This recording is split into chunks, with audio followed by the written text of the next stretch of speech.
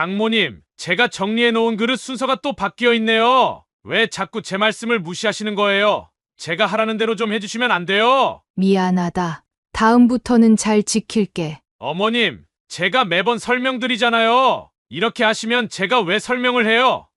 제 말이 말 같지 않아요? 이런 식으로 하시면 안 돼요, 장모님. 저희가 그냥 시키는 것도 아니고 월급을 드리는 이유가 있잖아요. 사연을 듣고 난 후 각자의 의견을 댓글로 남겨주시기 바랍니다.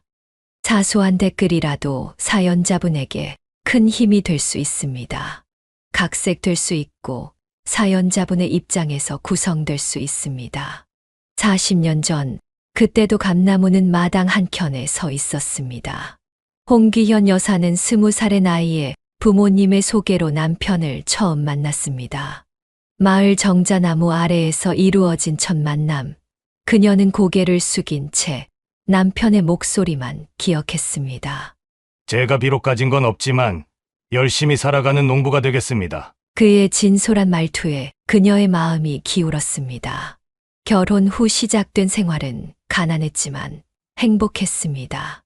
남편은 약속대로 부지런한 농부였고 그녀 역시 시집살이의 고된 일상을 묵묵히 견뎌냈습니다. 여보, 우리도 감나무 하나 심어요. 몇 년 뒤면 우리 아이도 생길 텐데. 봄날 남편과 함께 심은 감나무는 그들의 첫 작은 희망이었습니다. 시어머니도 흐뭇하게 지켜보셨습니다. 매일 물을 주고 거름을 주며 그들은 나무와 함께 미래를 키워갔습니다. 우리 애기가 감 먹을 때쯤이면 꽤 자랐겠죠. 그녀의 물음에 남편은 환하게 웃었습니다. 그렇게 2년이 지나 현주가 태어났습니다. 감나무는 아직 어렸지만 그들의 사랑은 단단하게 자라나고 있었습니다. 난 자식 농사보다 농사가 쉬운 것 같아. 밭에서 돌아온 남편은 갓난아기 현주를 안고 투정하듯 말했습니다. 하지만 그의 눈빛은 그 어느 때보다 행복해 보였습니다.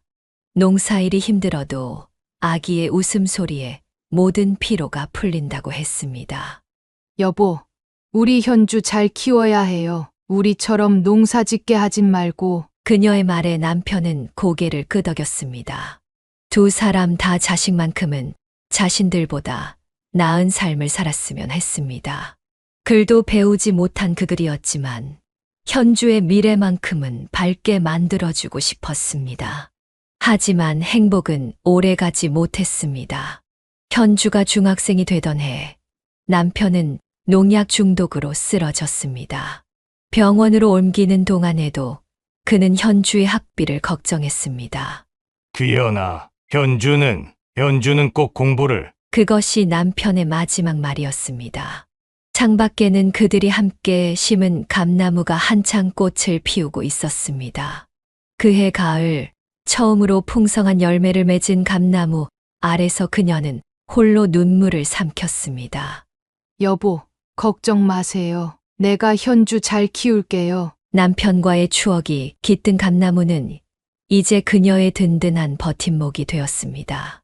봄이면 꽃을 피우고 가을이면 열매를 맺는 감나무처럼 그녀도 계절을 견디며 살아가기로 했습니다. 현주를 위해 그리고 남편과의 약속을 지키기 위해 이제 그 감나무 앞에 서서 서울행을 준비하는 그녀의 머릿속에는 옛 기억들이 물밀듯이 밀려왔습니다. 지난 40년의 세월이 마치 어제 일처럼 선명했습니다. 오래된 한옥에서 홍기현 여사는 마지막 짐을 정리하고 있었습니다. 홍기현 여사의 굵은 손가락이 오랫동안 간직해온 사진첩을 조심스레 쓰다듬었습니다. 40년 넘게 이곳에서 살면서 일군 텃밭과 매일 아침 걸었던 산책길을 뒤로하고 서울로 떠나야 한다는 생각에 그녀의 가슴 한켠이 저렸습니다.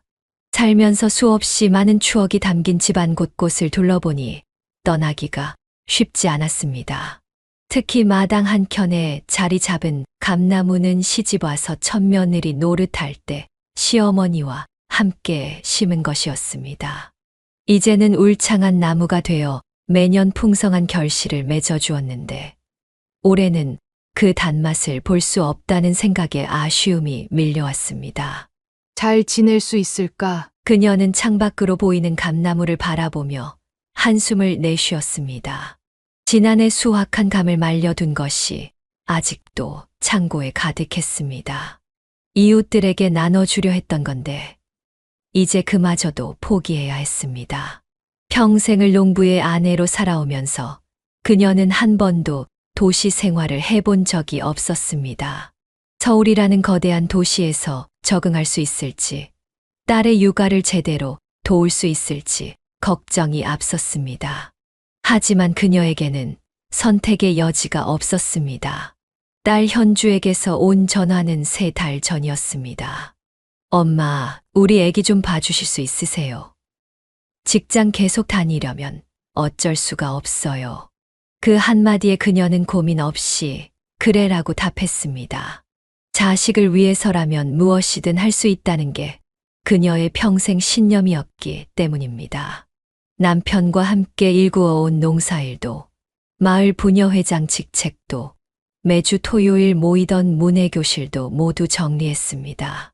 특히 문예교실은 그녀에게 특별한 의미가 있었습니다. 젊은 시절 배우지 못했던 글을 늦게나마 깨우치고 이제는 다른 할머니들을 가르치는 선생님이 되었던 곳이었기 때문입니다. 마을 이장님은 그녀의 결정을 듣고 못내 아쉬워했습니다. 귀연 씨, 서울 가서 너무 힘들면 언제든 돌아오셔요. 여기가 귀연 씨 집인 건 변함없으니까요. 이장님의 따뜻한 배웅을 뒤로하고 그녀는 평생의 세월이 고스란히 담긴 집을 떠나기로 했습니다. 서울에서 시작될 새로운 생활에 대한 두려움보다는 손주를 돌보게 될 기대감이 더 컸습니다. 젊은 시절 자신의 꿈을 접고 농사일을 선택했던 것처럼 이번에도 그녀는 딸의 미래를 위해 기꺼이 자신의 편안함을 포기하기로 했습니다. 이제는 나이가 들어 허리도 아프고 무릎도 시큰거렸지만 그녀의 모성은 여전히 젊었습니다. 짐을 싸는 내내 마당 한켠에 있는 장독대가 자꾸만 눈에 밟혔습니다. 된장과 고추장이 가득 담긴 항아리들을 어떻게 해야 할지 며칠을 고민하다가 결국 이웃들에게 나누어 주기로 했습니다. 평생을 농부의 아내로 농부로 살아온 그녀에게 이 떠남은 단순한 이사가 아닌 인생의 새로운 장을 여는 것이나 다름없었습니다. 봄부터 가을까지 농사일에 매달리고 겨울이면 김장을 담그던 일상이 이제는 추억이 될 것이라 생각하니 마음 한켠이 시려왔습니다. 이른 아침 서울 가는 첫 차를 타기 위해 터미널로 향하는 길은 유난히 길게 느껴졌습니다. 마을 어귀에 있는 정자나무 아래서 그녀는 잠시 걸음을 멈추었습니다. 이곳에서 남편과 처음 만났고 딸 현주를 키웠으며 인생의 대부분을 보냈습니다. 그 모든 시간이 주마등처럼 스쳐 지나갔습니다. 현주야, 엄마가 간다. 버스에 오르며 그녀는 작은 목소리로 중얼거렸습니다. 창밖으로 스쳐 지나가는 고향의 풍경을 바라보며 그녀는 서울에서의 새로운 삶을 그려보았습니다. 비록 69세라는 적지 않은 나이였지만 그녀의 마음만큼은 젊은 시절처럼 가벼워졌습니다. 이제 그녀는 또 다른 시작을 위해 사랑하는 딸과 귀여운 손주를 위해 새로운 길을 떠나고 있었습니다. 서울행 버스에서 내린 그녀는 잠시 정신이 아득해졌습니다. 과거의 기억들이 물밀듯이 밀려왔기 때문입니다. 홍기현 여사는 가방을 꼭 쥐며 버스터미널 벤치에 앉았습니다. 딸 현주가 마중 나오기로 1시간까지 아직 여유가 있었기에 그녀는 잠시 지난 날을 회상하게 되었습니다. 25년 전 갑작스러운 남편의 사고 소식을 들었던 그날이 떠올랐습니다. 농약 중독으로 쓰러진 남편을 병원으로 옮겼지만 끝내 돌아오지 못했습니다.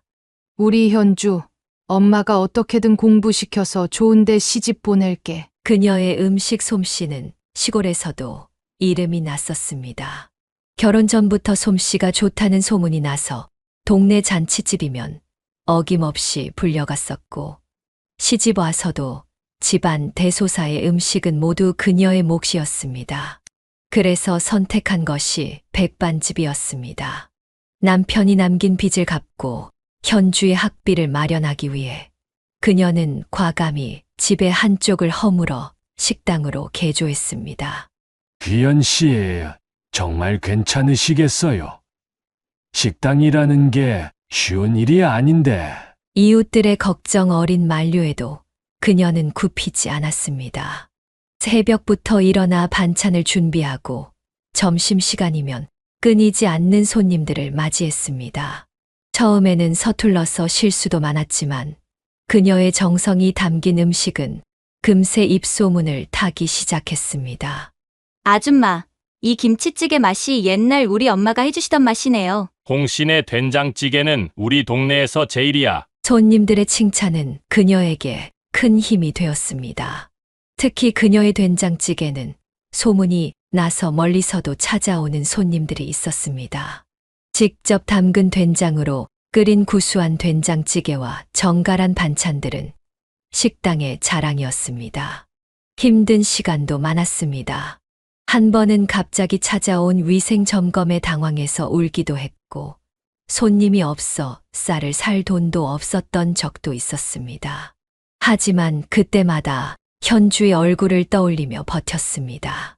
엄마, 저 이번에 시험 1등 했어요. 현주가 들고 온 성적표를 볼 때면 모든 피로가 씻겨 내려가는 것 같았습니다. 그녀의 딸은 공부를 참 잘했습니다. 선생님들도 칭찬이 자자했고 반에서도 인기가 많았습니다.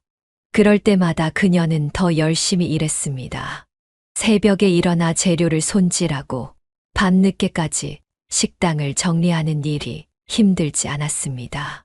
어머니, 제가 명문대학교에 합격했어요. 현주가 대학 합격 소식을 전해왔을 때 그녀는 뜨거운 눈물을 흘렸습니다. 10년 동안의 고된 식당 일이 모두 보상받는 순간이었습니다. 그날 밤 그녀는 식당 앞마당에 있는 감나무 아래서 오랫동안 하늘을 바라보았습니다. 남편에게 자랑하고 싶었습니다. 여보, 우리 딸 봤어요? 얼마나 자랑스러워요. 대학교 등록금은 만만치 않았지만 그녀는 한 번도 힘들다고 생각하지 않았습니다. 오히려 더 일찍 일어나고 더 늦게까지 일했습니다. 주말에도 쉬지 않고 식당을 열었습니다. 그렇게 4년을 버텨 현주를 무사히 졸업시켰고 좋은 회사에 취직시켰습니다. 버스터미널 시계가 어느덧 약속 시간을 가리켰습니다. 그녀는 천천히 일어나 가방을 들었습니다. 이제는 성공한 직장인이 된 현주를 생각하니 가슴이 뿌듯했습니다. 그리고 이제는 그녀가 도움이 필요한 딸의 곁으로 가는 길이었습니다. 25년 전 혼자 딸을 키우겠다고 다짐했던 그 마음으로 이제는 손주를 키우는데 도움을 주기로 한 것입니다. 딸과 사위의 첫 만남은 회사 신입사원 연수에서였습니다. 대학교를 졸업하고 바로 취업에 성공한 정수는 겸손하고 성실했습니다. 점심시간마다 도시락을 싸와서 먹는 현주를 보며 그는 첫눈에 그녀의 소박한 매력에 빠졌습니다. 혹시 그 도시락 직접 하신 거예요? 정수의 첫 말이었습니다. 어머니가 싸준 도시락이라고 수줍게 답하는 현주를 보며 정수는 더욱 호감을 느꼈습니다. 귀한 집 도련님이었던 그였지만 현주의 소박한 모습에서 자신의 어머니를 보는 것 같았다고 했습니다. 연수 기간 동안 두 사람은 급속도로 가까워졌습니다. 정수는 완벽주의적인 성격이었지만 현주 앞에서만큼은 여유로웠습니다. 서로 다른 부서에 배치받았지만 퇴근 후에는 항상 함께였습니다. 우리 어머니가 참 무서우신데 현주 씨는 괜찮을까요? 정수의 걱정과 달리 첫 상견례는 순조로웠습니다.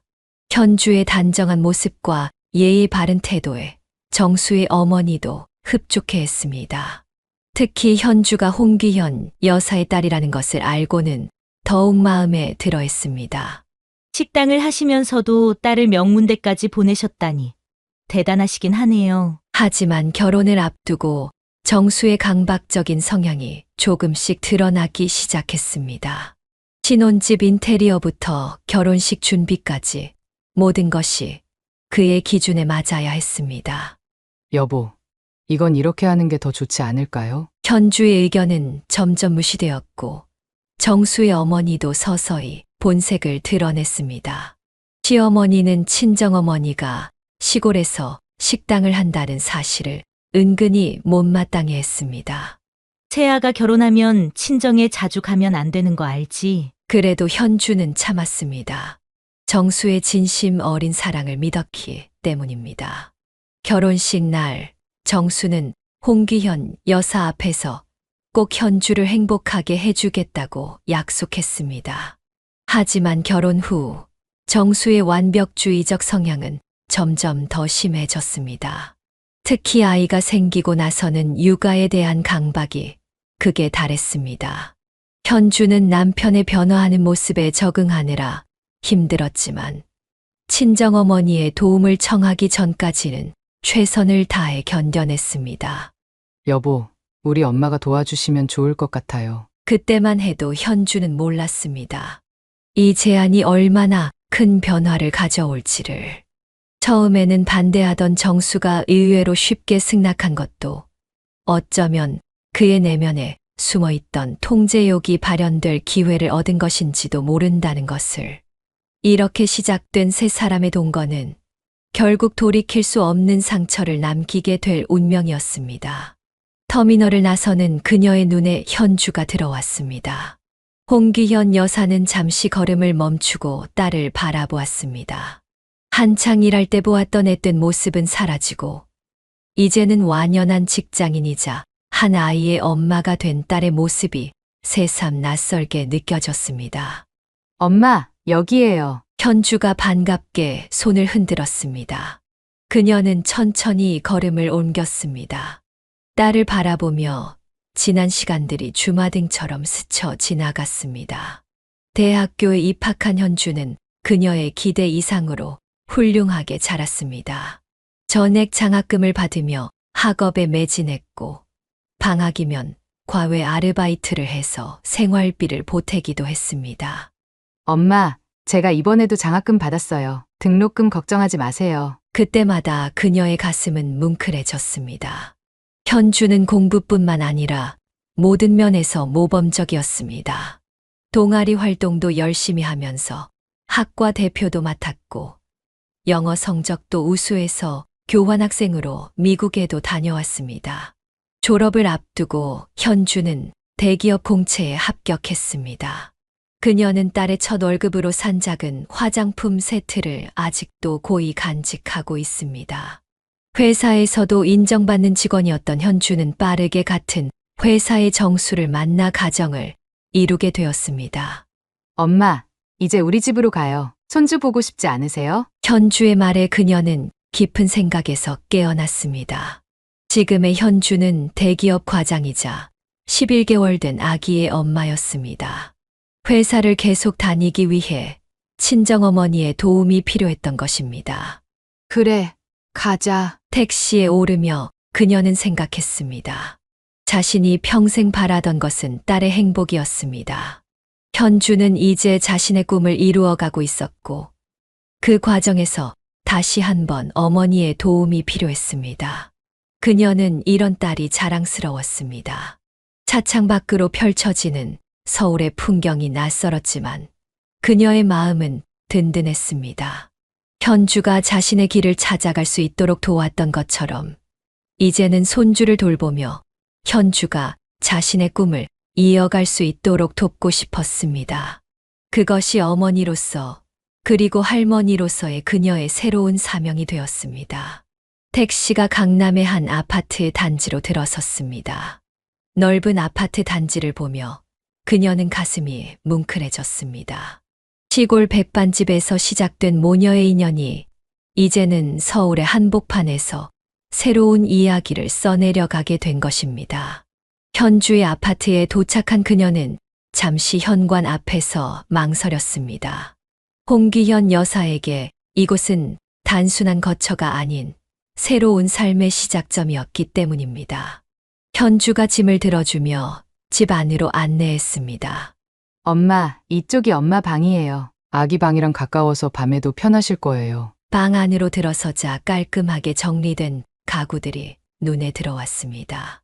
시골집 장독대가 보이던 창문 대신 도시의 빌딩 숲이 내다보이는 것이 아직은 낯설게 느껴졌습니다. 장모님, 와주셔서 정말 감사합니다. 힘든 결정이셨을 텐데. 직장에서 돌아온 사위 정수가 공손하게 인사를 건넸습니다. 그는 처음부터 시어머니 대신 친정어머니가 아이를 봐주시는 것에 대해 긍정적이었습니다. 어머님께서 봐주시면 아이도 편하고 저희도 마음이 놓일 것 같아서요. 매달 가정부 쓸 비용을 어머님께 드리려고 합니다. 그녀는 손사래를 쳤습니다. 돈은 됐다. 내 손주 내가 보는 건데 무슨. 하지만 젊은 부부의 고집을 꺾을 수 없었습니다. 엄마, 우리도 엄마한테 효도하고 싶어요. 받아주세요. 현주의 말에 그녀는 결국 고개를 끄덕였습니다. 평생 돈을 벌기만 했지 받아본 적은 없었기에 이런 상황이 어색하기만 했습니다. 아기 방으로 들어가 보니 11개월 된 손주가 아장아장 걸음마를 연습하고 있었습니다.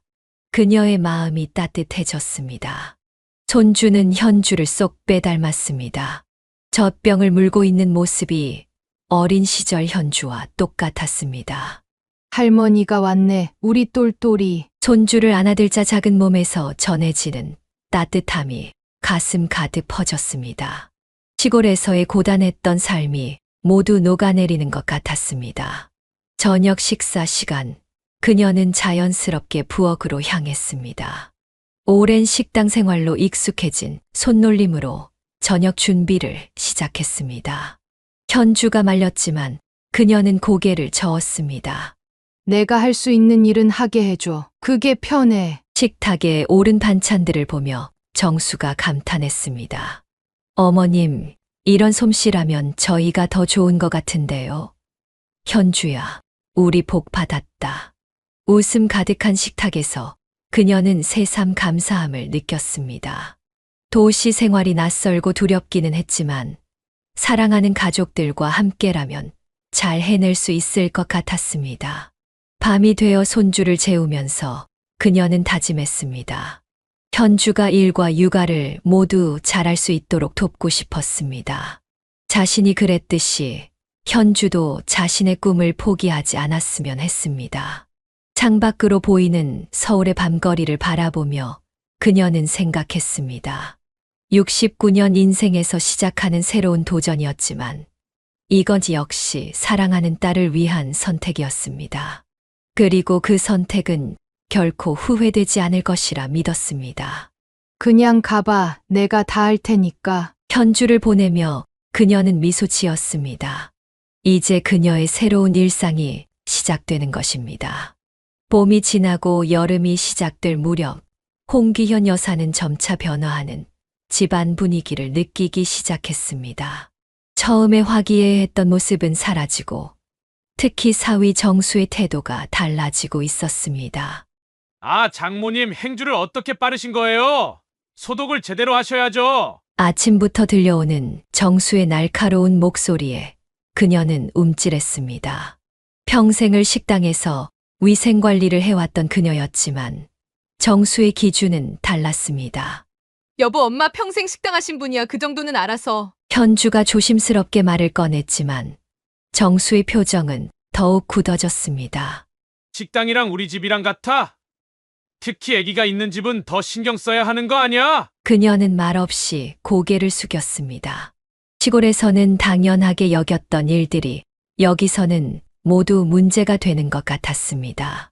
손주의 이유식을 만들 때도, 빨래를 널 때도, 심지어 걸레질 하나까지도 사위의 까다로운 기준을 맞추기가 힘들었습니다. 장모님, 제가 정리해 놓은 그릇 순서가 또 바뀌어 있네요. 왜 자꾸 제 말씀을 무시하시는 거예요? 제가 하라는 대로 좀 해주시면 안 돼요? 식기장을 정리하던 그녀의 손이 떨렸습니다. 평생 주방을 책임져 왔던 그녀였지만 이제는 한낱 가정부처럼 취급받고 있었습니다.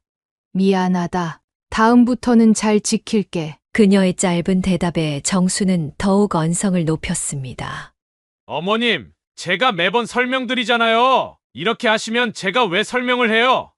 제 말이 말 같지 않아요? 저녁 식사 시간도 점점 불편해졌습니다. 정수는 음식이 짜다, 싱겁다를 지적하기 시작했고, 심지어 손주의 이유식에도 간섭이 심해졌습니다. 이런 식으로 하시면 안 돼요, 장모님. 저희가 그냥 시키는 것도 아니고 월급을 드리는 이유가 있잖아요. 월급이라는 단어가 그녀의 가슴을 찔렀습니다. 손주를 위해, 딸을 위해 온 것인데, 이제는 정말 가정부가 된 것 같았습니다. 밤이면 그녀는 몰래 눈물을 훔치곤 했습니다. 시골집이 그리워질 때면 창밖을 바라보았지만 보이는 것은 차가운 도시의 불빛뿐이었습니다. 엄마, 많이 힘드시죠? 현주가 조심스레 물었습니다. 하지만 그녀는 괜찮다고만 했습니다. 딸의 결혼 생활에 금이 가게 하고 싶지 않았기 때문입니다. 그래도 우리 손주는 예쁘네. 손주를 재우며 그녀는 중얼거렸습니다. 하지만 이제는 손주를 돌보는 것조차 조심스러워졌습니다. 정수의 눈치를 보며 기저귀를 갈고 목욕을 시키고 이유식을 먹이는 일은 그녀를 점점 지치게 만들었습니다. 여름밤 베란다에 놓인 화분에 물을 주며 그녀는 시골집 마당의 감나무를 떠올렸습니다. 그때는 힘들어도 자유로웠습니다. 하지만 지금은 매 순간이 감시받는 것 같아 숨이 막혔습니다. 내가 잘하고 있는 걸까? 그녀의 한숨 소리가 밤 공기 속으로 흩어졌습니다. 서울살이의 현실은 생각했던 것보다 훨씬 더 고단했습니다. 하지만 그녀는 알고 있었습니다. 이 모든 것을 견뎌내야만 하는 이유를. 그것은 바로 사랑하는 딸과 손주였습니다. 도시의 늦가을, 그녀는 또다시 짐을 챙기고 있었습니다. 홍기현 여사의 손은 평소보다 더 분주했습니다. 시부모님의 방문 소식을 들은 후부터 그녀의 마음은 복잡했습니다.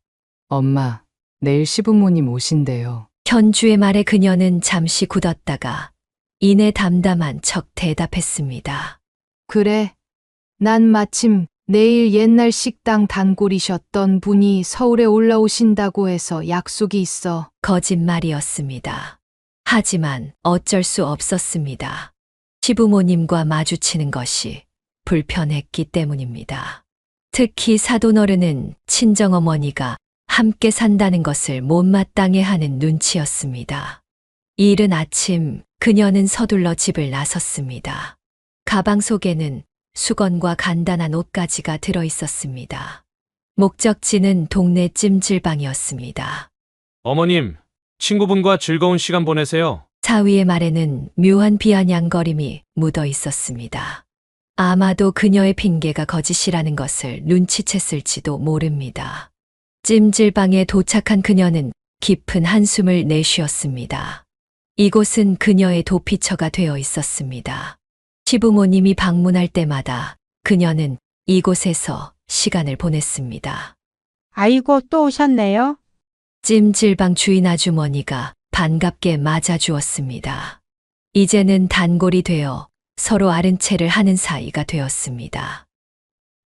네. 오늘도 하루 있다 가려고요. 그녀는 찜질방 안으로 들어가며 생각했습니다. 시부모님을 피해 이렇게 도망 다니는 게 맞는 걸까? 하지만 시어머니의 날카로운 시선과 서늘한 말투를 감당하기가 힘들었습니다. 한 번은 현주 시어머니의 말이 귀에 들린 적이 있었습니다. 그때부터 그녀는 자연스레 자리를 피하게 되었습니다. 찜질방 안에서 그녀는 휴대폰을 꺼내 시간을 확인했습니다. 아직 저녁까지 몇 시간이 남아 있었습니다. TV를 보며 때로는 잠을 자며 시간을 보냈습니다. 엄마, 이제 돌아오셔도 돼요. 시부모님 가셨어요. 현주의 전화를 받고서야 그녀는 안도의 한숨을 내쉬었습니다. 하지만 동시에 자책감이 밀려왔습니다. 이렇게 도망 다니는 것이 딸에게도 좋지 않은 영향을 미칠 것이라는 걸 알면서도 그녀는 다른 방법을 찾지 못했습니다. 집으로 돌아가는 길, 가을 바람이 차갑게 느껴졌습니다. 그녀는 문득 시골집 마당의 감나무를 떠올렸습니다. 그곳에서는 이런 복잡한 관계를 신경 쓸 필요가 없었습니다. 다음에는 용기를 내서 마주해야겠다. 하지만 그녀의 마음 한켠에서는 알고 있었습니다. 다음에도 똑같은 핑계를 대고 이곳을 찾게 될 거라는 것을. 그것이 현재 그녀가 선택할 수 있는 최선이었기 때문입니다.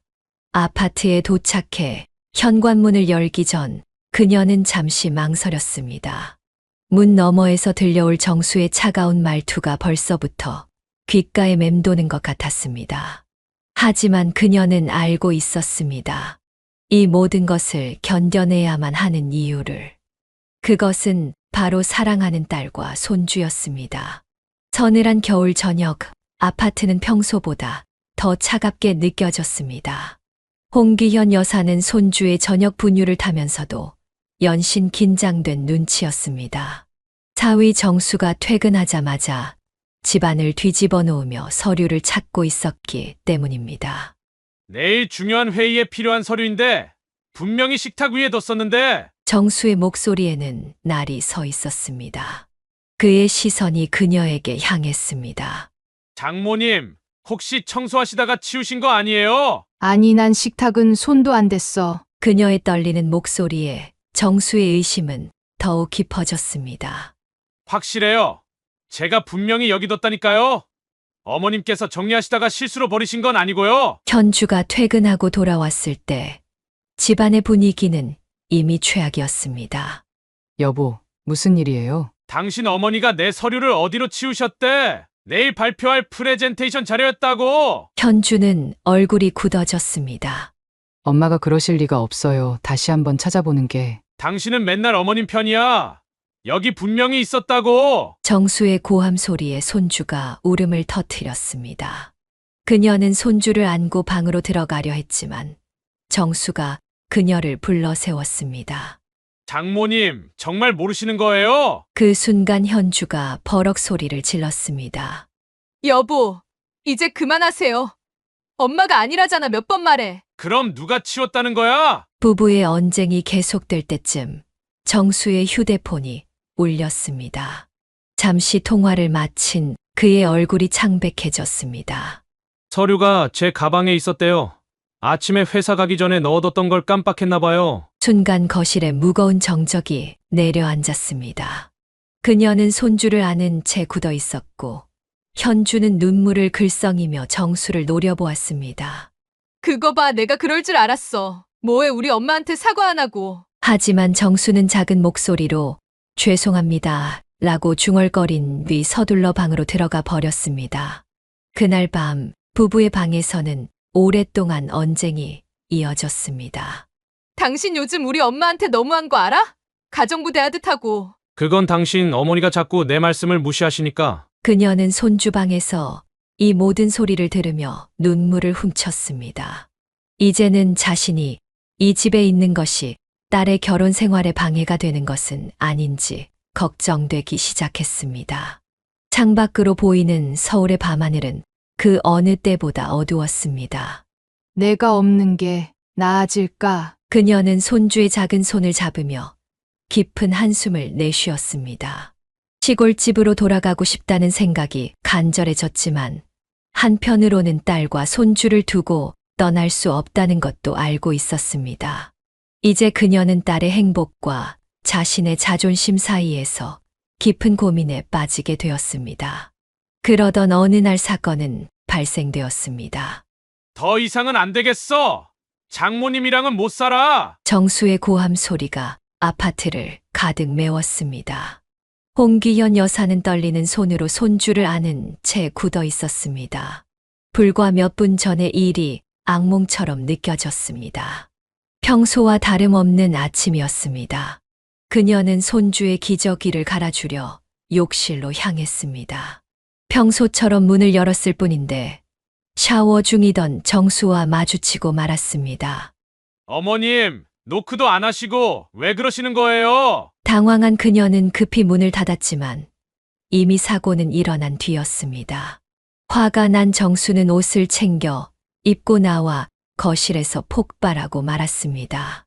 여보, 엄마가 실수로 그러신 건데. 현주가 달래보려 했지만 정수의 분노는 쉽게 가라앉지 않았습니다. 실수, 이게 한두 번이야? 내 생활 패턴도 다 아시면서 이제는 내 프라이버시까지 침해하시겠다는 거야? 그만해. 엄마가 일부러 그러실 리가 없잖아. 현주의 목소리도 높아졌습니다. 손주는 이런 분위기를 감지했는지 울음을 터뜨렸습니다. 난 더 이상 못 참아. 오늘 당장 결정해. 장모님이 나가시든지 아니면 내가 나가든지. 그녀는 손주를 안고 자신의 방으로 들어왔습니다. 문을 닫아도 거실에서 들려오는 부부의 언쟁이 또렷했습니다. 여보, 제발. 당신도 알잖아. 우리 집에서 일어나는 모든 불화가 다 장모님 때문이라는 걸. 그게 무슨 말이야. 엄마는 우리를 위해서. 난 이제 지쳤어. 더 이상은 못 살겠어. 그녀의 눈에서 눈물이 흘러내렸습니다. 시골에서 평생을 살아온 그녀에게 도시의 좁은 아파트 생활은 여러모로 낯설었습니다. 문을 열기 전에 노크를 해야 한다는 것도 이제야 깨달았습니다. 이제 어쩌지? 창밖을 바라보며 그녀는 중얼거렸습니다. 시골집 마당의 감나무가 그리웠습니다. 그곳에서는 이런 복잡한 규칙들을 신경 쓸 필요가 없었습니다. 밤이 되어서야 현주가 그녀의 방을 찾아왔습니다. 엄마 정수 오빠가 알아. 내가 나갈게. 엄마 아니다. 내 결혼 생활이 더 중요하지. 이제 엄마가 떠날 때가 된 것 같구나. 현주는 어머니의 품에 안겨 흐느꼈습니다. 그녀는 딸의 등을 쓰다듬으며 마음을 달랬지만 가슴 한켠이 무너져 내리는 것을 느낄 수 있었습니다. 시골에 가면 가끔 보러 갈게요. 현주의 떨리는 목소리를 들으며 그녀는 눈물을 삼켰습니다. 이제 그녀는 다시 한 번 짐을 싸야 했습니다. 하지만 이번에는 희망을 안고 떠났던 봄날과는 달리 상처와 아쉬움을 안고 떠나야 했습니다. 장모님 도우미 새로 구했어요. 아침 식사 자리에서 정수의 차가운 통보에 홍귀현 여사의 손이 멈췄습니다. 예상은 했지만 이렇게 갑작스러운 통보는 그녀의 가슴을 무겁게 짓눌렀습니다. 방금 전까지 웃고 있던 손주의 모습이 눈앞에서 아른거렸습니다.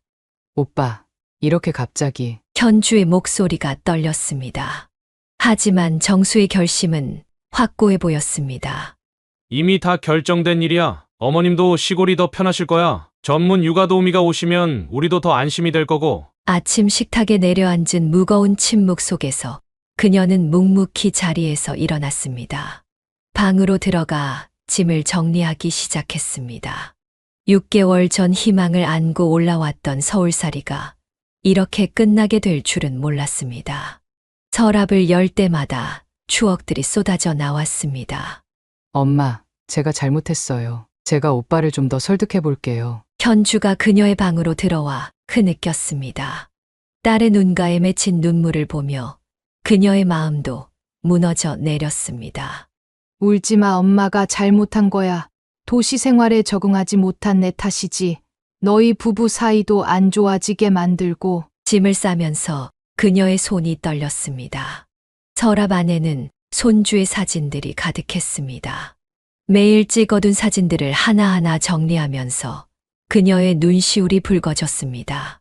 첫 이유식을 먹던 날, 첫 걸음마를 뗐던 날, 처음으로 할머니라고 불렀던 날.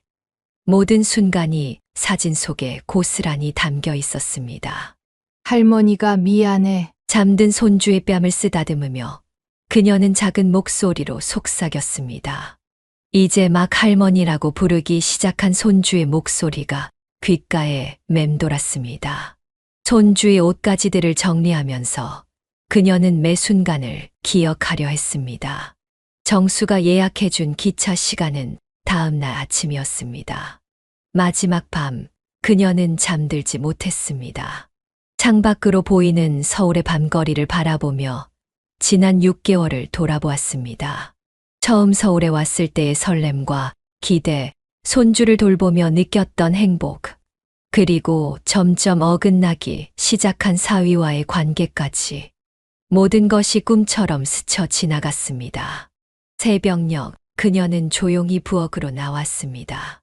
마지막으로 가족들의 아침 식사를 준비하고 싶었습니다. 정성껏 된장국을 끓이고 반찬을 준비했습니다. 이제는 더 이상 이 부엌에서 요리할 수 없다는 생각에 마음이 아팠습니다. 장모님, 아침 일찍 출발하시는 거죠? 아침이 되자 정수가 무덤덤하게 물었습니다. 그녀는 고개를 끄덕였습니다.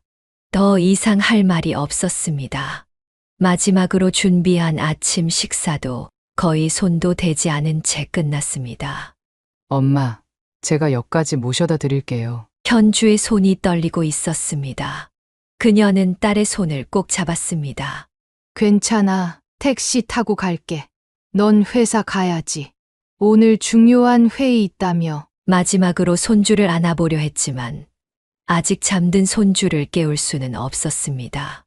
그저 방문 틈으로 자고 있는 손주의 모습을 바라볼 뿐이었습니다. 작은 침대에 누워있는 손주의 모습이 너무나 사랑스러웠습니다. 장모님, 시골 가시면 연락 주세요. 다음에 한번 찾아뵐게요. 정수의 형식적인 인사가 날카로운 칼처럼 그녀의 가슴을 파고들었습니다. 마지막까지도 사위는 차갑기만 했습니다. 택시에 오르며 그녀는 뒤돌아보지 않았습니다. 현주의 흐느끼는 소리가 들리지만 돌아보면 눈물을 참지 못할 것 같았기 때문입니다. 택시 안에서 그녀는 창밖으로 흐르는 서울의 풍경을 바라보았습니다. 6개월 동안 이곳에서의 생활이 이제는 끝나버린다는 것이 실감나지 않았습니다. 어머니, 기차역에 도착해서야 현주가 달려왔습니다. 회사에 가는 길이었지만 끝내 발걸음을 돌린 모양이었습니다. 딸의 모습을 보는 순간 그녀의 눈에서도 눈물이 흘러내렸습니다. 현주야, 잘 살아라. 손주도 잘 키우고. 마지막 포옹을 하며 그녀는 더 이상 눈물을 참을 수 없었습니다. 기차가 플랫폼을 떠날 때까지 현주는 손을 흔들었습니다. 그녀는 창밖으로 점점 작아지는 딸의 모습을 바라보았습니다. 시골로 향하는 기차 안에서 그녀는 마지막으로 찍은 손주의 사진을 꺼내보았습니다. 꿈처럼 지나간 6개월의 시간이 이제는 추억이 되어버렸습니다. 창밖으로 스쳐 지나가는 풍경처럼 그녀의 서울살이도 이렇게 끝이 났습니다. 다시 시골로 돌아가지만 그녀의 마음은 여전히 서울의 작은 아파트에 사랑하는 딸과 손주 곁에 남아있을 것입니다. 그녀가 시골로 떠난 뒤 현주 부부는 서울에서 가장 유명한 도우미 소개소를 통해 새로운 도우미를 맞이했습니다. 10년 경력의 도우미는 여러 대기업 임원 가정의 아이들을 키워낸 베테랑이었습니다. 걱정 마세요. 이 정도의 까다로운 부모님은 흔하답니다. 제가 얼마나 힘든 가정들을 거쳐왔는데요. 처음에 육아 도우미는 자신만만했습니다. 영양사 자격증은 물론 아동심리 상담사 자격증까지 갖춘 전문가였기 때문입니다. 육아일지는 물론 발달 체크리스트까지 꼼꼼하게 작성하는 그녀의 모습에 현주는 안심했습니다. 하지만 한 달이 지나자 그녀의 얼굴에도 그늘이 드리워지기 시작했습니다. 정수의 끝없는 요구사항과 지적이 시작된 것입니다. 아줌마, 애기 이유식 온도가 38도가 아니라 37.5도여야 하는 거 아시죠? 체크하셨나요? 손 소독은 정확히 30초를 해야 하는데 CCTV로 보니까 27초밖에 안 하셨더라고요. 애기 장난감 소독할 때 개량 안 하시고 어제는 눈대중으로 하신 것 같던데요. 매일 아침 이유식 레시피를 검토하고 재료 하나하나를 확인하는 것은 기본이었습니다. 심지어 손 씻는 방법까지 CCTV로 확인하며 지적하는 모습에 정 도우미는 점점 지쳐갔습니다. 밤에는 퇴근 전 청소 상태를 일일이 점검하며 사진을 찍어 보내라고 요구했습니다. 사모님, 저 말씀드릴 게 있습니다. 어느 날 정 도우미가 조심스레 현주를 불렀습니다. 저 사실 요즘 정신과를 다니고 있어요. 이런 말씀 드리기 죄송하지만 너무 스트레스가 심해서 그녀는 손이 떨리고 있었습니다. 그녀의 눈가에는 피곤함이 가득했습니다. 10년 동안 이 일을 하면서 이렇게 힘든 적은 처음이에요. 매일 밤 우울증 약을 먹어가며 버텼는데 더 이상은 못하겠어요. 죄송해요. 결국 육아도우미가 사직을 통보했습니다. 떠나기 전 그녀는 현주에게 진심 어린 조언을 했습니다. 사모님, 전문가의 조언을 구해보시는 게 어떨까요? 남편분이 너무 예민하세요. 제가 본 부모님 중에서 가장 까다로우세요. 이건 그냥 꼼꼼한 수준을 넘어섰어요. 잠시 망설이던 정도우미는 마지막으로 한마디를 덧붙였습니다. 할머님이 계실 때가 그래도 제일 좋았다고 하더라고요. 애기도 할머니를 찾는데 제가 보기에도 할머님이 계실 때가 애기가 가장 행복해 보였어요. 새로운 도우미를 구하기도 전에 소문이 퍼졌는지 소개소에서도 난색을 표했습니다. 죄송하지만 저희 소개소의 모든 도우미분들이 꺼려하시네요. 이미 소문이 다 나서. 매일 밤 퇴근 후 집안 구석구석을 확인하고 아이 관련 물품을 일일이 점검하는 정수의 모습은 이제 강박증에 가까워 보였습니다. 아이를 위한다는 명목으로 시작된 그의 과도한 걱정은 집안의 모든 사람을 지치게 만들었습니다. 결국 이런 남편의 모습에 현주도 한계를 느끼게 되었고 다시 한번 어머니의 도움이 절실해졌습니다. 특히 밤마다 할머니를 찾으며 우는 아이를 달래며 현주는 어머니의 빈자리가 얼마나 큰지 깨닫게 되었습니다. 쌀쌀한 늦가을 시골집 장독대 앞에서 된장을 살피던 홍기현 여사의 휴대폰이 울렸습니다. 현주의 이름이 떴지만 그녀는 잠시 망설였습니다. 서울을 떠난 지 2달, 그동안 서너 번의 통화가 전부였습니다. 여보세요, 엄마 저예요. 현주의 목소리가 평소와 달리 지친 것 같았습니다. 웬일이니? 무슨 일 있어? 엄마, 죄송해요. 새로 구한 육아도우미 선생님도 그만두신다고 하셨어요. 정말 죄송하지만 엄마가 다시 와주실 수 있으세요? 현주의 말에 그녀는 잠시 숨을 골랐습니다. 이미 짐작은 하고 있었지만 딸의 다음 말을 기다렸습니다. 이번에는 달라요. 제가 근처에 원룸을 알아봤어요. 엄마가 따로 사시면서 낮에만 와주시면 돼요. 밤에는 편하게 쉬실 수 있고. 현주야, 오빠도 많이 달라졌어요. 요즘은 육아도우미 선생님한테도 미안하다고 하더라고요. 엄마 없이는 정말 안 되겠어요. 손주도 매일 할머니를 찾는데. 전화기 너머로 들려오는 딸의 목소리가 떨렸습니다. 그녀는 마당에 있는 감나무를 바라보았습니다. 올해도 감이 주렁주렁 열렸지만 손주에게 따주고 싶었던 마음은 이루지 못했습니다. 어머님, 갑자기 정수의 목소리가 들렸습니다. 현주가 전화를 돌린 모양이었습니다. 죄송합니다. 제가 너무 불찰했어요. 이번에는 어머님이 편하신 대로 해주세요. 매일 출퇴근하시면서 봐주시는 것도 좋고 어머님 마음대로요. 정수의 목소리는 겸손했지만 그녀는 그 속에 숨은 강박적인 성격이 쉽게 바뀌지 않을 것임을 직감했습니다. 전화기 너머로 손주의 울음소리가 들렸습니다. 할머니 안 와요? 그 소리에 그녀의 마음이 무너질 것 같았습니다. 하지만 지난 시간 동안의 상처와 경험이 그녀를 붙잡았습니다. 그녀는 깊은 숨을 들이쉬었습니다. 이제는 단호해야 할 때였습니다. 현주야, 엄마는 못 갈 것 같다. 홍기현 여사의 목소리는 평소보다 단단했습니다. 그녀는 장독대 앞에 놓인 의자에 천천히 앉았습니다. 따로 살더라도 결국은 매일 그 집에 가서 일해야 하고 사위를 마주해야 한다는 생각이 그녀를 무겁게 했습니다.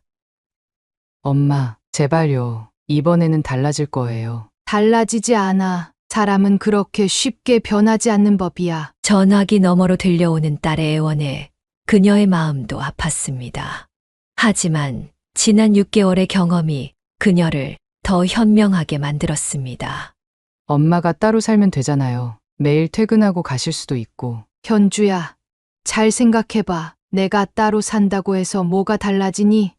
결국 매일 아침 그 집에 가서 사위 눈치 보며 일해야 하잖아. 잠시 침묵이 흘렀습니다. 그녀는 계속해서 말을 이었습니다. 엄마는 이제 가정부가 되고 싶지 않아. 손주를 사랑하는 할머니로 남고 싶구나. 지난번처럼 또 다시 내 자존심이 무너지는 걸 견딜 수 없어. 엄마도 이제는 나이가 있잖니. 그녀의 시선이 마당 가득 쌓인 낙엽으로 향했습니다. 나무잎이 떨어지듯 때로는 무언가를 놓아주어야 할 때가 있는 법이었습니다. 오빠가 정말 미안하대요. 이번에는. 미안하다는 말로 다 될 수 있다면 이 세상에 상처받은 사람이 어디 있겠니? 그녀의 목소리는 흔들리지 않았습니다. 사위의 강박적인 성격은 쉽게 바뀌지 않을 것이고 그것은 결국 또 다른 상처가 될 것임을 알았기 때문입니다. 그럼 손주는 어떡해요? 현주의 목소리가 흐려졌습니다. 그녀도 잠시 눈시울이 붉어졌습니다. 가끔 보러 갈게. 창밖으로 날아가는 철새떼가 보였습니다. 그들처럼 자유롭게 오가는 것, 그것이 그녀가 원하는 관계였습니다. 엄마, 정말 죄송해요. 울지 마. 내 잘못이 아니야. 다만 이제는 엄마도 내 삶을 살고 싶구나. 전화를 끊고 그녀는 오랫동안 하늘을 바라보았습니다. 손주의 웃음소리가 그리웠지만 이것이 최선의 선택임을 믿었습니다. 때로는 사랑하는 사람을 위해 거절하는 것도 필요한 법이니까요. 홍기현 여사는 마당의 대추나무 아래 앉아 편지를 읽고 있었습니다. 현주가 보낸 편지였습니다. 전화 통화 이후 딸은 더 이상 전화하지 않았고 대신 긴 편지를 보내왔습니다. 엄마는 이제 저희를 버리신 건가요? 그렇게 손주를 예뻐하시더니 어쩜 이렇게 매정하실 수 있나요? 편지 속 원망의 말들이 그녀의 가슴을 아프게 했습니다. 하지만 그녀는 흔들리지 않았습니다. 오히려 이런 딸의 반응이 자신의 선택이 옳았음을 증명해 주는 것 같았습니다. 내 딸이 아직도 어리구나. 그녀는 마당에 핀 국화꽃을 바라보며 중얼거렸습니다. 시간이 흘러도 딸은 여전히 어머니에게 의지하려 했고 그것이 오히려 딸의 성장을 가로막고 있다는 것을 그녀는 깨달았습니다. 저녁 무렵 이웃집 순영 씨가 찾아왔습니다. 귀연 씨, 딸내미한테 그렇게 매정하게 굴면 어떡해요? 매정한 게 아니야. 이제는 내 딸이 스스로 서야 할 때가 온 거지. 그녀의 목소리는 담담했습니다. 지난밤 꿈에서 본 어린 시절의 현주가 떠올랐습니다. 넘어져도 스스로 일어나려 했던 그 아이가 이제는 너무 쉽게 어머니를 찾고 있었습니다. 사위도 이제는 제 책임을 져야 해. 내가 계속 도와주면 그 아이도 영영 성장하지 못할 거야. 그녀는 천천히 마당을 거닐며 생각했습니다. 진정한 모성애는 때로는 자녀를 놓아주는 것일 수도 있다고. 무조건적인 희생이 아닌 적당한 거리를 두고 지켜보는 것이 진정한 사랑일 수 있다고. 그래도 난 항상 여기 있을 거야. 그녀는 장독대를 정리하며 중얼거렸습니다. 이제 그녀는 딸이 언제든 돌아올 수 있는 든든한 버팀목이 되기로 했습니다. 하지만 그것은 무조건적인 희생이 아닌 서로를 존중하는 관계여야 했습니다. 며칠 후 그녀는 짧은 편지를 썼습니다. 현주야, 엄마는 항상 내 편이야. 하지만 이제는 내가 스스로의 힘으로 일어서야 할 때란다. 내 가정은 내가 지켜야 해. 사위와도 대화를 나눠보렴. 그리고 힘들 때면 언제든 찾아오너라. 엄마는 항상 이 자리에서 너를 기다리고 있을게. 편지를 붙이고 난 후 그녀는 마당에 심어둔 배추를 살폈습니다. 김장철이 다가오고 있었습니다. 올해는 현준의 목까지 더 담가둬야겠다고 생각했습니다. 언제든 딸이 찾아올 수 있도록 그녀는 묵묵히 자신의 자리를 지키기로 했습니다. 저녁 무렵 손주의 사진을 보며 그녀는 미소 지었습니다. 이제는 적당한 거리를 두고 사랑하는 법을 배워야 할 때였습니다. 그것이 진정한 모성애의 완성이자 한계를 인정하는 성숙한 사랑이라고 그녀는 믿었습니다. 내 딸이 꼭 행복했으면 좋겠다. 달빛 아래 그녀의 작은 속삭임이 가을바람에 실려갔습니다. 겨울이 깊어갈수록 홍귀현 여사의 마음도 차갑게 얼어붙었습니다. 딸의 연락은 점점 뜸해졌고 한 달에 한 번이던 전화도 이제는 2달, 석 달로 늘어났습니다. 그녀는 매일 밤 휴대폰을 바라보며 딸의 연락을 기다렸지만 까만 화면은 좀처럼 밝아지지 않았습니다. 엄마, 저 명절에 못 내려갈 것 같아요. 애기도 아프고 오빠 부모님 댁에 가기로 했거든요. 설날을 앞두고 받은 현주의 전화에 그녀는 말문이 막혔습니다. 지난해 추석에도 오지 않았는데 이번 설까지 보지 못한다고 생각하니 가슴이 먹먹했습니다. 차가운 전화기 너머로 들려오는 딸의 목소리는 마치 남의 집딸처럼 낯설게 느껴졌습니다. 그래, 애기가 아프면 어쩔 수 없지. 약은 잘 먹이고 있니? 네, 그리고 엄마, 죄송한데 앞으로는 제가 전화 잘 못할 것 같아요. 회사 일도 바빠지고 승진 준비도 해야 하고. 현주의 목소리에는 더 이상 예전의 따뜻함이 느껴지지 않았습니다. 마치 업무 연락을 하듯 사무적이었습니다. 그녀는 이런 딸의 태도가 자신의 거절에 대한 서운함이 쌓이고 쌓여 결국 원망으로 바뀐 것임을 알았습니다. 알았다. 내가 알아서 잘하겠지. 그녀는 애써 담담한 척했지만 전화를 끊자마자 눈물이 흘러내렸습니다. 방 한켠에 놓인 손주의 장난감을 바라보았습니다. 지난번 잠깐 들렀을 때 가져온 것인데 이제는 그마저도 쓸모없게 되어버렸습니다. 장난감 곰인형의 까만 눈동자가 그녀를 슬프게 바라보는 것만 같았습니다. 이웃들은 그녀의 달라진 모습을 걱정스럽게 바라보았습니다. 예전처럼 마을 일에 적극적으로 참여하지도 않았고 웃음소리도 줄었습니다.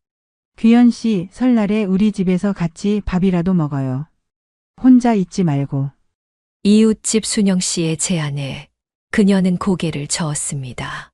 괜찮아요. 난 이번에 김장도 많이 해뒀고. 하지만 텅 빈 장독대 앞에 쌓인 김장독들이 더욱 쓸쓸해 보였습니다. 현준의 목까지 담가둔 김치는 이제 혼자 먹기에도 너무 많았습니다. 매년 하던 대로 딸의 목까지 준비했지만 정작 가져갈 사람은 없었습니다. 봄이 되어 꽃이 피고 새들이 지저귀어도 그녀의 마음속 겨울은 끝나지 않았습니다. 마당의 감나무에 꽃이 피고 새순이 돋아나도 그녀의 눈에는 모든 것이 흑백 사진처럼 색이 바랜 듯했습니다. 어느 날 마을 슈퍼에서 우연히 손주 또래의 아이를 보았을 때는 그만 눈물이 왈칵 쏟아졌습니다.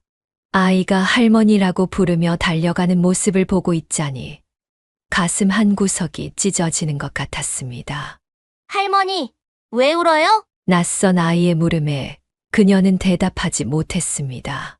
단지 서둘러 그 자리를 피했을 뿐입니다.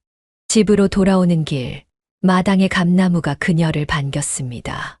올해도 꽃이 피고 열매를 맺겠지만 그 달콤한 맛을 나눌 사람이 없다는 생각에 마음이 무거워졌습니다. 내가 잘못한 걸까? 밤마다 그녀는 자문했습니다. 하지만 대답은 늘 같았습니다. 그때의 선택이 옳았다는 것. 그러나 그 옳은 선택이 이토록 가슴 아플 수 있다는 것을 그녀는 이제야 깨닫고 있었습니다. 휴대폰에 저장된 딸과 손주의 사진을 보며 밤을 지새우는 일이 잦아졌습니다. 특히 손주가 할머니라고 부르며 찍은 마지막 영상을 보면서는 항상 눈물을 훔쳤습니다.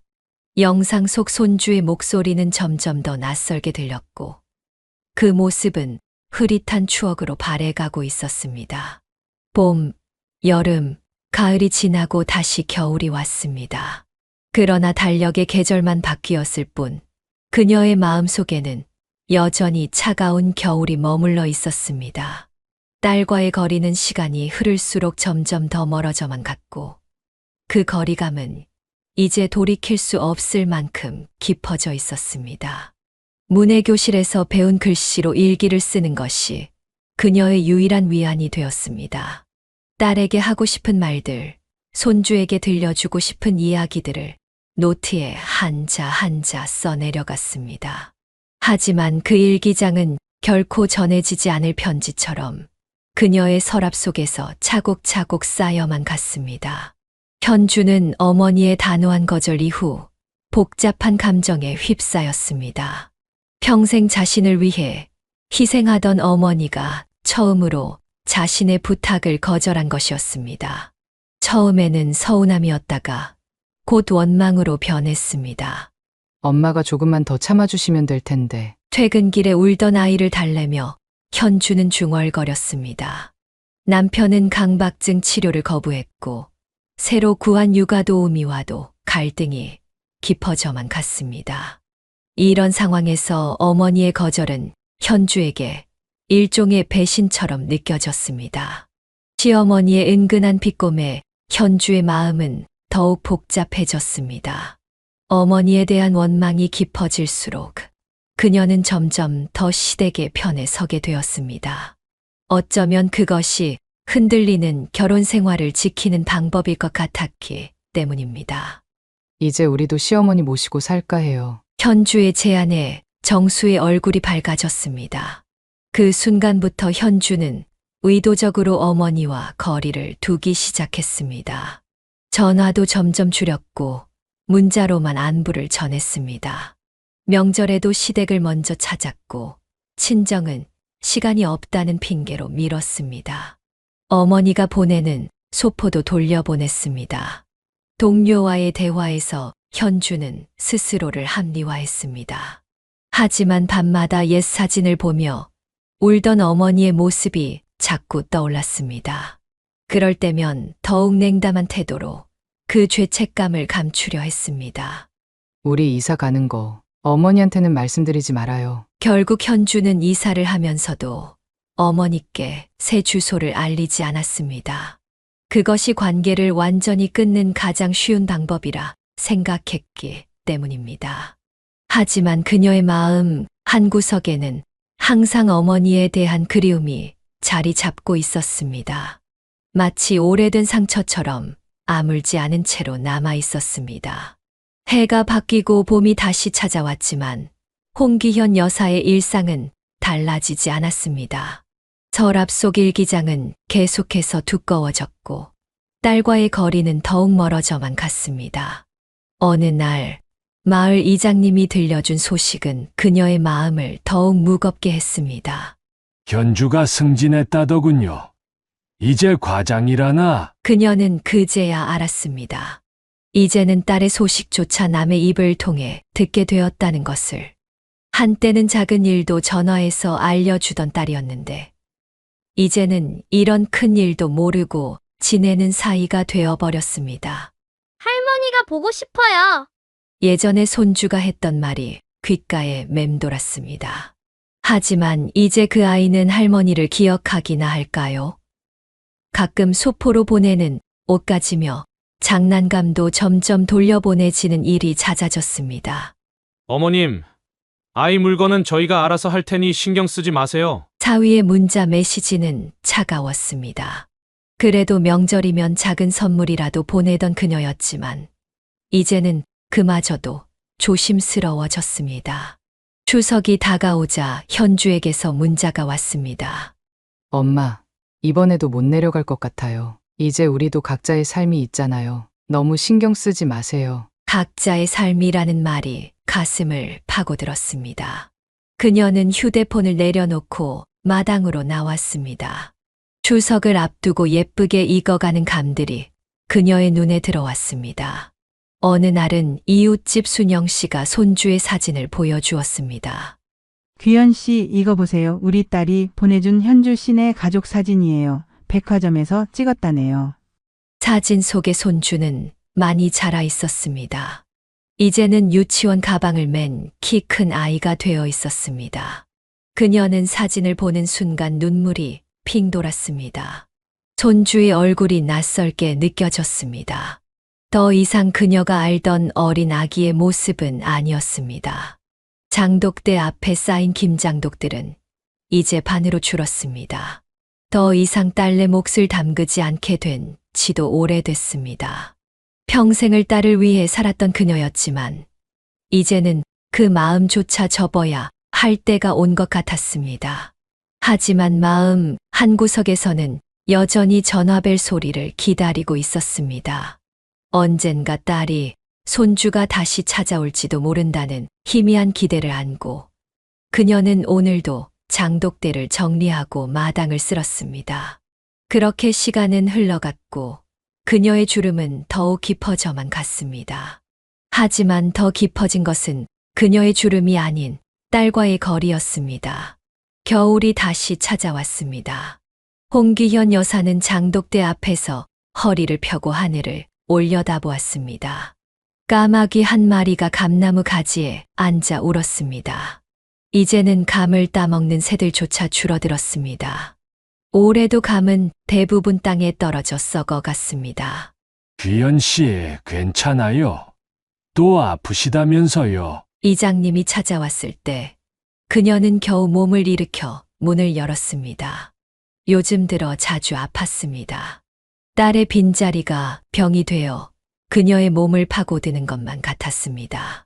괜찮아요. 나이 드니까 이런가 봐요. 딸한테 연락이라도 해보시지 그래요? 그녀는 고개를 저었습니다. 이제는 아픈 것조차 알리고 싶지 않았습니다. 딸에게 짐이 되고 싶지 않았습니다. 이장님은 한숨을 쉬며 봉투 하나를 내밀었습니다. 이거 며칠 전에 우체국에서 왔더라고요. 현주 씨네 이사 갔다면서. 봉투에는 그녀가 보냈던 설날 선물이 그대로 담겨 있었습니다. 추취인 불명이라는 도장이 선명했습니다. 딸은 이사를 가면서도 새 주소를 알려주지 않았습니다. 이제는 정말 잊으라는 뜻인가 보네. 그날 밤 그녀는 오래된 사진첩을 꺼냈습니다. 현주가 태어났을 때부터 결혼식 때까지, 그리고 손주와 함께 찍은 마지막 사진까지. 시간은 흘러갔지만 사진 속 추억은 그대로였습니다. 할머니, 이거 맛있어요. 문득 손주가 감을 먹으며 환하게 웃던 모습이 떠올랐습니다. 그때가 벌써 3년도 더 지난 일이었습니다. 이제 그 아이는 자신을 기억하기는 할까요? 밤이면 찾아오는 기침이 점점 심해졌습니다. 병원에 가보니 의사는 심각한 표정으로 말했습니다. 어르신 이러다 큰 병 되십니다. 가족분들 계시죠? 그녀는 잠시 망설이다 고개를 저었습니다. 없어요. 혼자예요. 거짓말이었습니다. 하지만 이제는 이것이 진실에 더 가까운 것 같았습니다. 봄이 오고 진달래가 피었습니다. 예전에는 진달래가 필 때면 현주가 찾아왔었습니다. 들꽃처럼 예쁜 딸이었는데 이제는 그 딸조차 남의 꽃이 되어버린 것 같았습니다.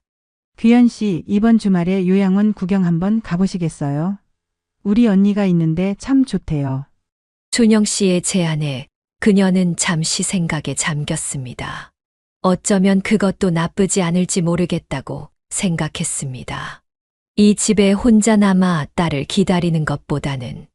그러던 어느 날 그녀는 마당의 감나무 아래 앉아 있다가 문득 깨달았습니다.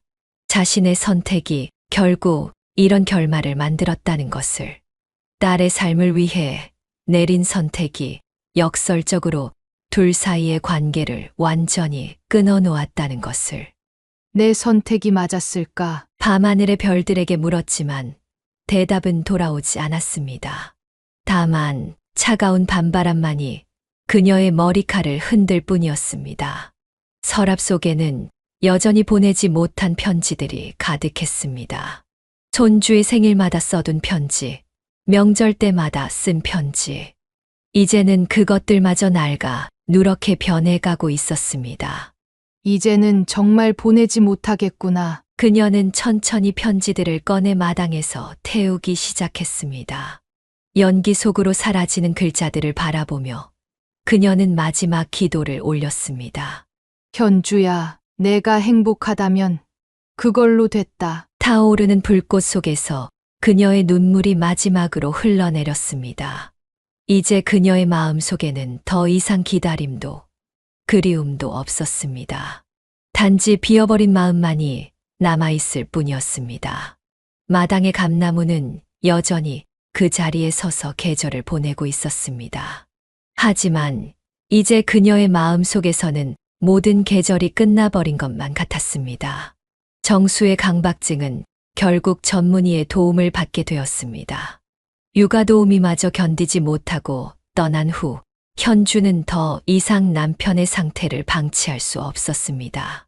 상담을 받으며 정수는 자신의 모습을 조금씩 돌아보기 시작했고 자신의 지나친 완벽주의가 가족들에게 얼마나 큰 상처를 주었는지 깨닫게 되었습니다.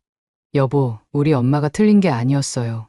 그냥 다른 방식이었을 뿐인데. 어느 날 현주가 털어놓은 이야기에 정수는 오랫동안 말을 잊지 못했습니다. 시간이 흐르며 손주는 자라났고 다른 아이들과 달리 할머니의 사랑을 받지 못하고 자란다는 것이 어떤 의미인지 두 사람은 점점 더 실감하게 되었습니다. 엄마가 보고 싶어요. 유치원 재롱잔치 때 다른 아이들의 할머니들을 보며 손주가 한 말은 현주의 마음을 무겁게 했습니다. 정수도 장모님의 빈자리가 가져온 공허함을 느끼고 있었습니다. 특히 직접 담그신 된장으로 끓인 된장찌개 맛이 그리울 때면 자신의 완고했던 모습을 후회하곤 했습니다. 치료를 받으며 정수는 조금씩 변화했고 현주도 어머니의 선택이 어쩌면 가장 현명한 것이었을지도 모른다는 생각을 하게 되었습니다. 그들의 관계는 멀어졌지만 오히려 그 거리감이 서로를 돌아보게 만든 것입니다. 시간은 서서히 흘러갔고 어느덧 봄이 다시 찾아왔습니다.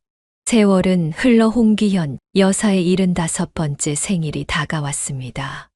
여전히 마당에는 감나무가 서 있었고 장독대에는 된장이 익어갔습니다. 하지만 그녀의 머리카락은 이제 완전히 하얗게 변해 있었습니다. 그날도 평소와 다름없는 아침이었습니다. 마당을 쓸다가 문득 고개를 들어보니 낯선 차 한 대가 마을 입구에 서 있었습니다. 차에서 내린 것은 낯설면서도 어딘가 익숙한 모습의 소년이었습니다. 할머니! 소년의 목소리에 그녀의 가슴이 멎는 것 같았습니다. 손주였습니다. 이제는 초등학교 고학년이 되어 있었지만 그 눈빛만큼은 여전히 그녀가 기억하는 그대로였습니다. 어떡해. 말문이 막힌 그녀를 뒤로 하고 차에서 현주가 내렸습니다. 세월은 딸의 얼굴에도 주름을 새겨 놓았습니다. 엄마, 죄송해요. 현주의 목소리는 떨렸습니다. 그 뒤로 정수도 조심스레 차에서 내렸습니다. 그의 머리카락도 많이 휘어져 있었습니다. 장모님, 너무 늦었지만 정수는 말을 잇지 못했습니다. 그의 어깨가 떨리는 것이 보였습니다. 할머니, 제가 찾아오고 싶었어요. 손주가 달려와 그녀를 끌어안았습니다. 순간 그녀의 눈에서 뜨거운 것이 흘러내렸습니다. 손주의 키는 이제 그녀의 어깨까지 자라 있었습니다. 그동안 할머니가 보내주신 편지들 다 모아뒀어요. 엄마 몰래 읽었어요. 손주의 말에 현주가 놀란 듯 쳐다보았습니다. 그녀도 몰랐던 이야기였나 봅니다. 그리고 이것도 가져왔어요. 손주가 조심스레 꺼내든 것은 그녀가 보냈다가 돌아온 마지막 선물이었습니다. 아직도 포장이 그대로였습니다. 이제는 받아도 될까요? 그 말에 그녀는 더 이상 눈물을 참을 수 없었습니다. 품 안에 안긴 손주의 체온이 따뜻했습니다. 세월은 많은 것을 변화시켰지만 그의 포근한 감촉만큼은 여전히 그대로였습니다. 들어오렴. 이제 막 익었단다. 떨리는 목소리로 그녀가 말했습니다. 마당으로 들어서는 가족들을 보며 그녀는 생각했습니다. 시간은 상처를 주기도 하지만 때로는 치유도 한다는 것을. 이제야 돌아온 봄처럼 늦었지만 그들의 관계도 다시 시작될 수 있을지 모른다고. 엄마, 이제 자주 올게요. 정말이에요. 현주가 부엌에서 그녀를 도와 과일을 씻으며 말했습니다. 정수는 마당에서 손주와 함께 감나무를 바라보고 있었습니다. 그의 모습에서 예전의 날카로움은 찾아볼 수 없었습니다. 할머니, 이 나무, 제가 어릴 때 탔던 그 나무죠? 손주의 물음에 그녀는 고개를 끄덕였습니다. 기억하고 있었던 것입니다. 모든 것을 기억하고 있었던 것입니다. 저녁이 되어 식탁에 둘러앉았을 때 그녀는 문득 깨달았습니다. 자신의 선택이 비록 긴 이별을 가져왔지만 그것이 오히려 모두를 더 성장하게 만들었다는 것을. 정수의 강박증도 시간이 지나며 누그러졌고 현주도 이제는 진정한 독립을 이루었습니다. 다음 주에 또 와도 될까요? 할머니? 손주의 말에 그녀는 미소 지었습니다. 이제는 알았습니다. 끝이라고 생각했던 것이 새로운 시작이 될 수 있다는 것을. 비어있던 그녀의 마음에 다시 한번 봄이 찾아온 것 같았습니다. 그래, 언제든 오렴. 할머니는 항상 여기 있을 테니. 마당의 감나무는 여전히 그 자리에 서서 새로운 계절을 맞이하고 있었습니다. 그리고 이제 그녀의 마음 속에도 새로운 계절이 시작되고 있었습니다. 사연을 듣고 댓글을 남겨주시기 바랍니다. 사소한 의견일지라도 사연자분에게는 큰 힘이 됩니다. 노골적인 악성 댓글은 사연자분에게 상처가 될 수 있으니 삼가주시기 바랍니다.